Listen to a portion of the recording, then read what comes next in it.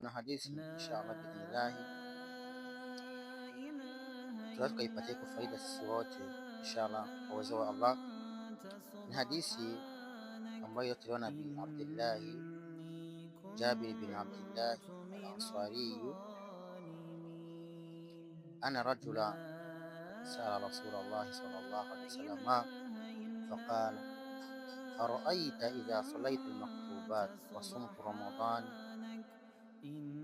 wa halaltu al-halal wa harramtu al-haram wa lam azid ala dhalika shay'an adkhulu al-janna qala na'am.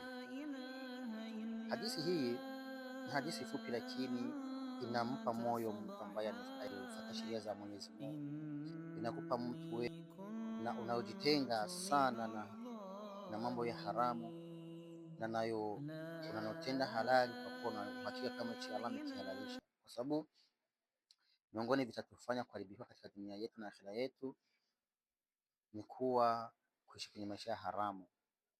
Sasa hadithi hii, huyu sahaba alimuuliza Mtume Muhammad sallallahu alaihi wasallam, Mtume wa Allah, unaonaje nikiwa nimeswali vipindi vitano nikafunga Ramadhani, nikahalalisha kile chenye Mwenyezi Mungu amehalalisha, nikaharamisha kile chenye Mwenyezi Mungu ameharamisha, nitaingia pepo?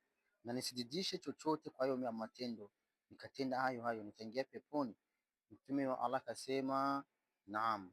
So yule mtu ambaye atasaumu, ataswali vipindi vitano, insha Allah biiznillah ataingia peponi na kaishi kwenye maisha ya halali na matendo ya halali, akajiepusha na matendo ya haramu na maisha ya haramu, mtu ataingia peponi inshallah. Kwa Uislamu unasema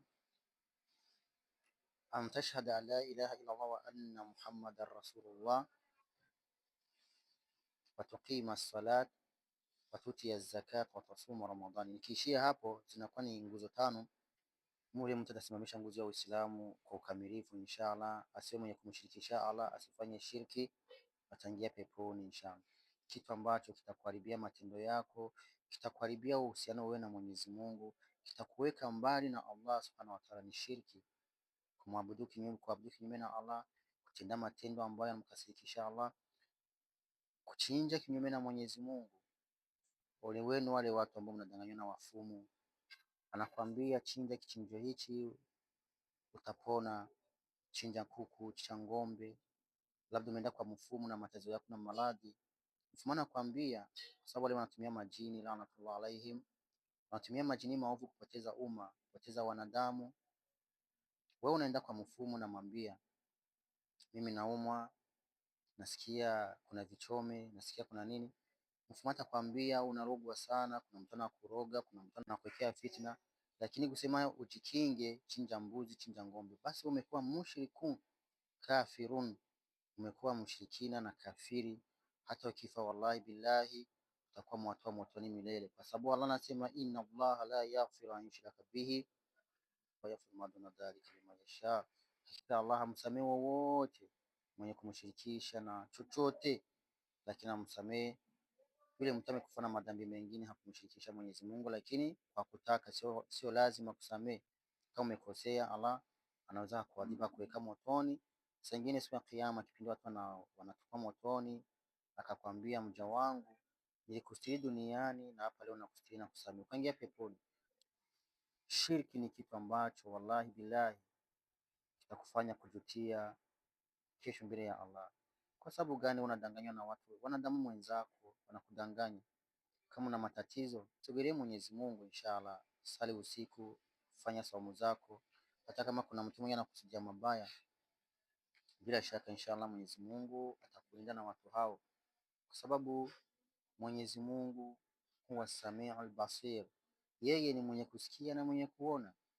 Sasa iweje wewe ukipata shida kidogo na kimbilia kwa mwanadamu mwenzako, unaenda kumshtaki Mwenyezi Mungu, mfumu, mimi hali yangu haendeki vizuri, maisha yangu haendeki vizuri, mimi kazi zangu haziendeki vizuri, unamshtaki Allah? Kwani usiende kwa Allah kumwambia Mwenyezi Mungu, shida zangu zimekuwa nyingi na kuomba nipunguzie uzito wa ugumu wa maisha na vitu ambavyo vinatufanya kwanza maisha kwa magumu ni madhambi, tunamkosea Allah. Allah anakasirika. Allah anasema, nitajuaje kama umeamini hadi ni wajaribu? atatuletea njaa, ukame, maradhi, atatuletea vita katika manchi, kwa sababu tumeshinda kurejea kwa Allah, tumeshinda kurejea kwa Mwenyezi Mungu na mtume wake. Omba inshallah Mwenyezi Mungu atukinge na shirki, kwa sababu ni miongoni ambavyo vinaleta udhalili. Mshirikina ni mdhalili kwa hii dunia mpaka kesho kwa Allah. Mwangalie watu ambao ni washirikina, maisha yao ni magumu sana, kuanzia duniani mpaka kesho kwa Allah.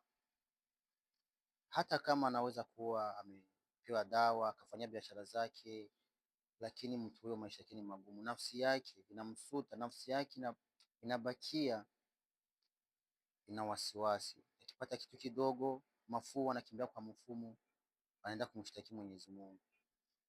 Lakini Mwenyezi Mungu yeye hakupi, anakupa kamba ndefu. Muda wako ni mfupi kuishi duniani. Ukifikisha miaka 50, 60, umeshaanza kunjama mgongo. Miaka 70 ushaanza kuwa wanakunyanyua, wanakubeba nje. Miaka 80 ushaanza kule mtu ambaye unaacha haja zake mahala ulipo, wanakutawadha, wanafanya. Yani ni sasa unakimbia na dunia, na Allah ametupa muda mdogo. Dunia hii ikawa ni sehemu ya kuja kutafuta radhi za Allah ili kesho tuweze kupata akhira yake. Kama vile Mtume Muhammad sallallahu alaihi wasallam alimwambia sahaba wake kumhusia, kun fi dunya kaannaka gharibun au abiru sabil, kwa dunia hii kama mgeni au msafiri. Sisi ni wasafiri, tunaelekea kwa Allah subhanahu wa ta'ala. Tupo leo na kesho hatupo. Dunia hii ni sehemu ya kupita, alafu dunia hii ina starehe fupi sana. Shetani atakukana siku ya Kiyama, shetani atakukana, utajikuta peke yako, unalia, hauna mtu atakusaidia, utajutia. Kwa hivyo inshallah tunamuomba Mwenyezi Mungu Subhanahu wa Ta'ala tujalie miongoni mwa waja wema ambao wenye kutenda matendo mema na wenye kupata radhi za Allah Subhanahu wa Ta'ala.